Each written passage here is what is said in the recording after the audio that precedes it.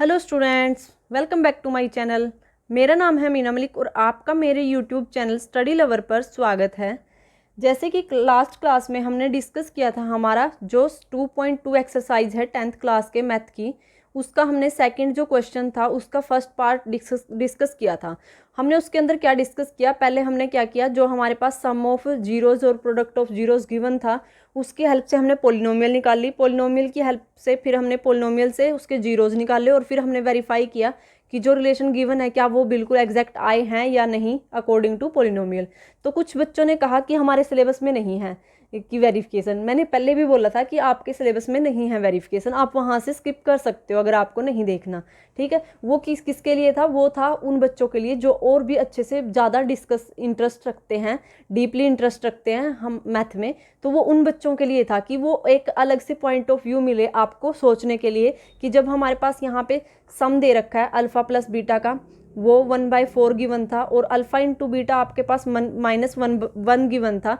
तो जब आपके पास ये गिवन है रिलेशन, तो आप इसकी हेल्प से यहाँ पे जो पोलिनोमियल आपने निकाल ली है उसके फिर आप पोलिनोमियल से वहाँ से जीरो निकालोगे और जीरो से फिर वहाँ पे वेरिफिकेशन करोगे कि यही रिलेशन आते हैं या नहीं।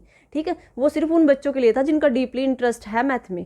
ठीक है, तो आपको उसकी टेंशन लेने की ज़रूरत नहीं है, आप वहाँ से स्किप कर सकते हो। वो अराउंड 8:14 कुछ है वहाँ पे, 8 मिनट 14 सेकेंड तक की, वहाँ तक आप आराम से देख सकते हो। ठीक है, तो चलिए अब हम चलते हैं नेक्स्ट पार्ट की तरफ। और अगर अभी तक आपने मेरे चैनल को सब्सक्राइब नहीं किया तो पहले मेरे चैनल को सब्सक्राइब करें और बेल आइकन पर भी क्लिक करना बिल्कुल मत भूलें, जिससे आपको मेरी वीडियोज़ की हर नई नोटिफिकेशन मिलती रहेगी। तो चलिए चलते हैं नेक्स्ट क्वेश्चन की तरफ। तो नेक्स्ट जो हमारा क्वेश्चन है यहाँ पे गिवन है, वो गिवन है यहाँ पे √2 और ये 1/3। ठीक है, ये क्या दे रखे हैं हमें, ये sum and product of its zero, means polynomial के जीरो और जीरोज़ का सम और प्रोडक्ट दे रखा है। जो क्या दे रखा है हमें, जो प्रोडक्ट सम है वो दे रखा है। फर्स्ट ऑफ ऑल सम दे रखा है क्योंकि रिस्पेक्टिवली लिख रखा है ना, तो सम पहले है, यहाँ पे सम दे रखा है हमें √2। अल्फ़ा प्लस बीटा किसके इक्वल है, अब हमारे पास √2 के, और जो हमारा अल्फ़ा इंटू बीटा है वो किसके इक्वल दे रखा है 1/3 के। तो अब हम यहाँ से भी कंपेयर करना स्टार्ट करेंगे। तो कंपेयर करने के लिए पहले हमें क्या पता होना चाहिए, यहाँ पे वैल्यूज़ गिवन होनी चाहिए। तो अब हमें पता है कि जो अल्फ़ा प्लस बीटा है वो इक्वल आएगा -b/a के according to relation of quadratic polynomial, और यहाँ से अल्फ़ा इंटू बीटा इक्वल आएगा c/a के। तो अब हमें कोफिशिएंट कंपेयर करने हैं हमारे जीरोज़, जो ये रिलेशन दे रखा है उसके साथ। यहाँ से कोफिशिएंट निकलेंगे, उससे पोलिनोमियल बनाएंगे, पोलिनोमियल से फिर जीरोज़ निकालेंगे, फिर उनको वेरीफाई करेंगे इन रिलेशन की हेल्प से दोबारा। ठीक है, तो यहाँ पे अब हमारे पास क्या आया, यहाँ पे अगर देखें तो अब यहाँ पे हमारे पास है, तो हम क्या करेंगे, यहाँ से जो हमारा -b/a है उसको हम √2 के इक्वल रख देंगे, क्योंकि ये हमारा सम के इक्वल और सम हमारा इसके इक्वल होता है। तो मीन्स हमारी ये दोनों साइड भी आपस में इक्वल होंगी। तो यहाँ से -b/a हमने इक्वल रख दिया हमारा √2 के इक्वल। और ऐसे ही यहाँ से करेंगे, यहाँ से हमारे पास alpha into beta equal to इसके दे रखा है, और जबकि अल्फ़ा इंटू बीटा इसके इक्वल भी होता है c/a के, तो मीन्स ये दोनों भी आपस में इक्वल होंगी। तो यहाँ से रख दिया 1/3 इज इक्वल टू c/a। ठीक है, तो अब हमारे पास देखो यहाँ पे अगर हम इस रिलेशन को कंपेयर करें, तो इस रिलेशन को कंपेयर करने के बाद हमारे पास जो एक c की वैल्यू है वो कितनी आती है। यहाँ पे हम पहले ये क्यों कंपेयर कर रहे हैं, क्योंकि इसके बारे में कोई टर्म है नहीं, यहाँ से तो 1 मिल रही है हमें, लेकिन इसके कंपेयर करें इससे तो यहाँ पे हमारी a की वैल्यू 3 है। तो हम पहले इसको कंपेयर करेंगे, ये आसान है कंपेयर करना। तो यहाँ से हमारी जो c की वैल्यू है वो 1 आई और a की वैल्यू है जो वो 3 आई कंपेयर करने के बाद। अब ये जो a की वैल्यू है वो इसमें सब्स्टिट्यूट कर देंगे, तो -b/3 equal to √2।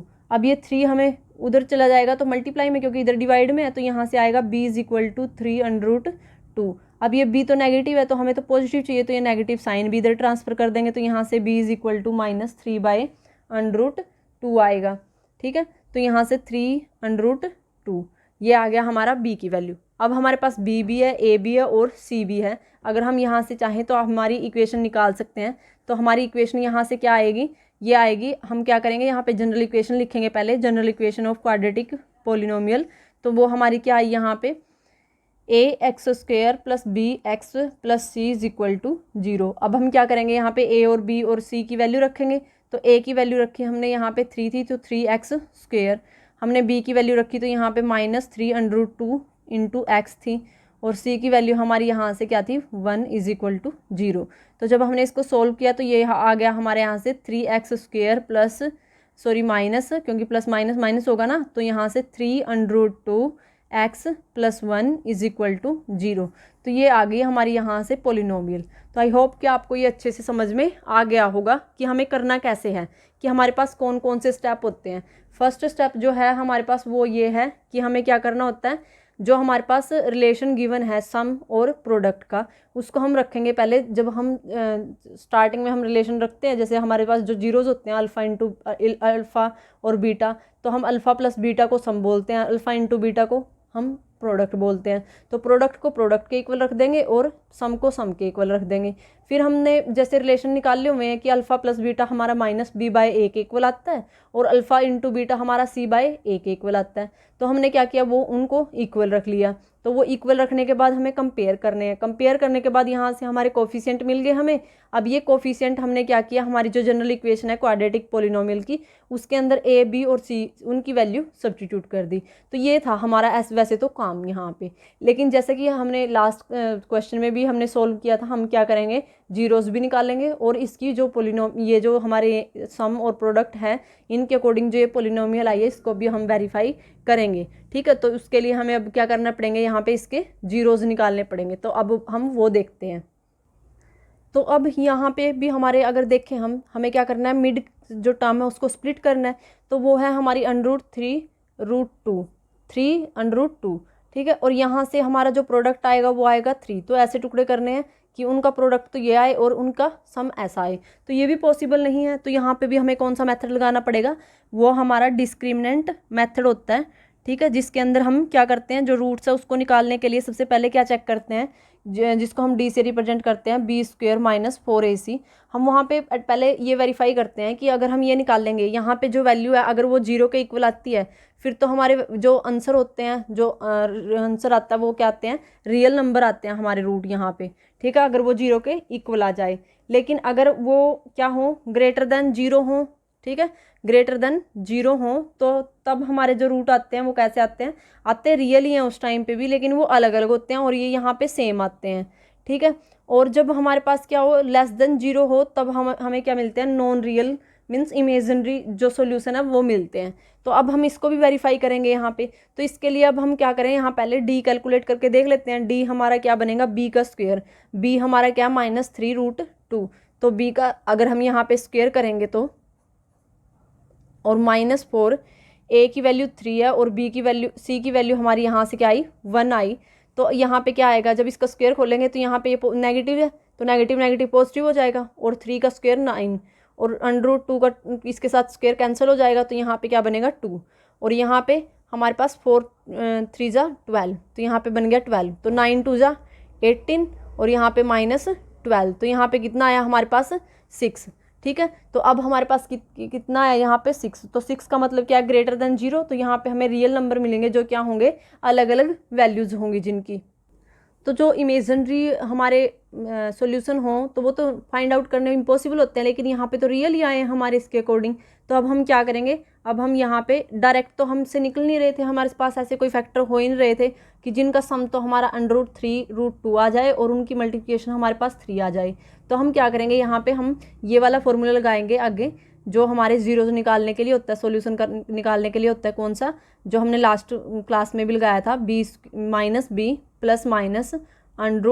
√b² - 4ac। इसको हम डायरेक्ट d भी रख सकते हैं यहाँ पे, और बाय में 2a। तो अब हम यहाँ पे वैल्यू अगर पुट करें तो -b की वैल्यू यहाँ पे क्या है, हमारी b की वैल्यू क्या थी हमारी, यहाँ पे ये थी जो नेगेटिव थी। तो नेगेटिव नेगेटिव क्या होगा, यहाँ पे पॉजिटिव हो जाएगा 3√2, और फिर प्लस माइनस, उसके बाद यहाँ पे हमारे पास क्या आई √b² - 4ac। तो इसको सोल्व करने के बाद हमारे पास कितना बचा 6। तो यहाँ पे लिखेंगे √6 बाय में 2 × a की वैल्यू कितनी थी 3, तो हमने यहाँ पे 3 रख लिया। तो यहाँ पे कितना आया हमारे पास, यहाँ पे बन गया 3 √2 ± √6 बाय में 6। ठीक है। तो अब हम इसका सॉल्यूशन अब और तो ज़्यादा सोल्व कर नहीं सकते, तो ऐसे ही रखेंगे। एक जब हम अल्फ़ा रख लेंगे पॉजिटिव टर्म को, जब हमने यहाँ पे दो साइन है ना, एक पॉजिटिव एक नेगेटिव, तो जब हमने पॉजिटिव को एक्सेप्ट किया तब हमारे पास आया 3√2 प्लस √6/6, और जब हमने नेगेटिव को एक्सेप्ट किया तब हमारे पास बीटा आ गया, तो 3√2 माइनस √6/6। तो ये आ गए हमारे यहाँ पे जीरोज, जो क्या है रियल तो है लेकिन क्या नहीं है, रियल तो है लेकिन सेम नहीं है, डिफरेंट डिफरेंट है दोनों, ठीक है। तो अब यहाँ पे क्या करना पड़ेगा, अब हमें वेरीफाई करने हैं रिलेशन। तो अकॉर्डिंग टू रिलेशन जो गिवन है कि अल्फ़ा प्लस बीटा दे रखा है हमें √2 के इक्वल, और अल्फ़ा इंटू बीटा दे रखा है 1/3 के इक्वल। तो अब हमें यही चेक करना है कि क्या इनके अकॉर्डिंग जो हमारे यहाँ से जीरोस आए हैं, क्या हमारे यही रिलेशन बनेंगे या नहीं। तो अब हम पहले इनका प्लस करते हैं, तो अल्फ़ा प्लस बीटा करेंगे, तो यहाँ पे क्या आया 3√2 प्लस √6/6 प्लस किया, और फिर हमने यहाँ पे बीटा की वैल्यू रख दी, तो ये आ गई हमारी बीटा की वैल्यू यहाँ से। तो जब हमने क्या किया इसको, यहाँ पे क्या जो हमारा डेनोमिनेटर सेम है दोनों में, तो एलसीएम सेम ही आएगा, हमारा 6 आएगा। अब हमें इधर उधर मल्टीप्लाई करवाने की तो कोई ज़रूरत है नहीं, तो ऐसे की ऐसे हम यहाँ पे टर्म्स रख देंगे। तो हमने यहाँ पे ऐसे की ऐसी हमारी जो टर्म्स हैं वो रख दी, पुट कर दी, सब्स्टिट्यूट कर दी, तो वो आई ये वाली। तो यहाँ से ये वाली टर्म हमारी कैंसिल होगी, और 3 कितने हो गए 6, तो यहाँ पे 6√2/6 बचा। तो 6 के साथ 6 हमने कैंसिल कर दिया, तो यहाँ से √2 बच गया। तो इसका मतलब अल्फ़ा प्लस बीटा √2 आया, और जबकि रिलेशन के अकॉर्डिंग भी यही है जो हमें गिवन है, तो इसका मतलब हमारी जो पोलिनोमियल है ये बिल्कुल एग्जैक्ट आई है ना, ठीक है। तो अब अगर हम यहाँ पे सेकंड देखें, सेकंड है अल्फ़ा इंटू बीटा, तो अल्फ़ा की वैल्यू हमारी यहाँ पे 3√2 प्लस √6/6 है, और जो बीटा है उसकी वैल्यू है 3√2 माइनस √6/6। तो जब क्या करें a प्लस बी और a minus B, last class में भी लगाया था, तो क्या बनता है यहाँ से बनता है a² माइनस b²। तो यहाँ पे क्या आएगा 3√2 का होल स्क्वायर माइनस b का स्क्वायर, b क्या है हमारी √6 उसका स्क्वायर, बाय में 6 × 6, क्योंकि इन दोनों की मल्टीप्लाई तो होगी ना, ये तो a माइनस बी और a प्लस बी का फॉर्मूला तो ऊपर वाली टर्म्स पे लगा है। तो यहाँ पे क्या होगा, इसका स्क्वायर करेंगे तो यहाँ से तो √ कैंसिल हो जाएगा, और यहाँ पे इसका स्क्वायर करेंगे तो 3 का स्क्वायर 9, और √2 का स्क्वायर करेंगे तो √ कैंसिल हो जाएगा। तो यहाँ पे बनेगा हमारे पास क्या बनेगा, यहाँ पे बनता है हमारे पास 3 3 जा 9, जो इसका स्क्वायर आया, इसका स्क्वायर करेंगे तो √ कैंसिल, तो यहाँ पे बच गया 2, और यहाँ पे बच गया हमारा 6, और बाय में आया 36। तो यहाँ पे 9 2 जा 18 माइनस 6, और यहाँ से 36। तो जब 18 में से 6 माइनस करेंगे तो यहाँ पे कितना आएगा 12/36, 12 1 जा 12, 12 3 जा 36, तो 1/3। तो यहाँ पे कितना आया हमारा अल्फ़ा इंटू बीटा 1/3, गिवन कितना था 1/3। तो हमारी जो यहाँ पे पोलिनोमियल आई है वो बिल्कुल एग्जैक्ट थी, और हमने उसके जीरोस भी बिल्कुल एग्जैक्टली फाइंड आउट कर लिए। अब इसका जो बेनिफिट है वो ये है, अगर मान लो आपको ऐसे इक्वेशन बना के दे दें, ऐसी वाली एक इक्वेशन दे देते और आपको बोलते कि यहाँ से ना इसके जीरोज निकालो, ठीक है, तो आपको वो तो आप एग्जैक्टली मतलब ईजिली निकाल सकते हो, मिड टर्म को स्प्लिट करके 3-4 स्टेप होते हैं, वो तो कर लोगे आप इजीली। लेकिन ये वाला तो आपने बहुत पहले किया होगा, तो आपका रिवाइज भी नहीं हो रखा होगा कि कैसे फाइंड आउट करेंगे, जब हमें याद ही नहीं आ रहा कि क्या क्या यहाँ पे टुकड़े बन सकते हैं इसके, ठीक है। तो फिर हमें क्या करना पड़ेगा, ये जो डिस्क्रिमिनेंट वाला जो फॉर्मूला है वो अप्लाई करना पड़ेगा। तो उसके लिए आपको यहाँ से हेल्प मिल जाएगी कि हाँ, हमें जो अगर हमारे क्वेश्चन में ऐसी कोई इक्वेशन आती है जिसके एग्जैक्ट हमें जो जीरोज है वो निकालने ना आए, फैक्टर्स ना बने हमसे, तो हम उसको और किस तरीके से निकाल सकते हैं, ठीक है। तो ओवरऑल पर्पज़ ये है हमारा इसके पीछे कि ये हम एक्स्ट्रा पार्ट क्यों सोल्व करते हैं उसके पीछे। तो आई होप कि आपको ये अच्छे से समझ में आया हो। ये था हमारा सेकंड क्वेश्चन का सेकंड पार्ट। और अगर आपको वीडियोस अच्छी लगी तो मेरी वीडियोस को लाइक एंड शेयर ज़रूर करें, और अगर अभी तक आपने मेरे चैनल को सब्सक्राइब नहीं किया तो पहले मेरे चैनल को सब्सक्राइब करें और बेल आइकन पर भी क्लिक करना बिल्कुल मत भूलें, जिससे आपको मेरी वीडियोज़ की हर नई नोटिफिकेशन मिलती रहेगी। और मैंने आपको पहले भी बताया है कि हमने एक फेसबुक पेज बनाया हुआ है स्टडी लवर मीना के नाम से, आप फेसबुक पे जाइए, उसको विजिट कीजिए और उसको लाइक और फॉलो ज़रूर करें। जो वीडियोस आपको यहाँ पे डायरेक्ट अवेलेबल नहीं होती, मिलती नहीं आपको जब ढूंढते हो आप, ठीक है, तो वहाँ से आप डायरेक्ट लिंक मिलेगा आपको, वहाँ पे विजिट कर सकते हो आप डायरेक्ट वहाँ से, ठीक है। तो ये पर्पज़ है हमारा जो पेज है वो बनाने का। तो आई होप कि आपको यहाँ तक कोई प्रॉब्लम नहीं होगी। और अगर आपको कोई भी क्वेश्चन में क्वेरी हो या इनसे रिलेटेड कोई भी क्वेश्चन है ऐसा जो आपका सोल्व नहीं हो रहा हो, जो आपको कहीं से भी मिला हो, मे बी टीचर्स ने आपको टेस्ट में दिया हो, ठीक है, तो आप वो कमेंट बॉक्स में कमेंट कर सकते हो। मैं आपको उसका सोल्यूशन ज़रूर प्रोवाइड करवा दूँगी नेक्स्ट ही डे, ठीक है। तो चलिए अब हम मिलते हैं नेक्स्ट क्लास में, तब तक के लिए bye bye and all the best.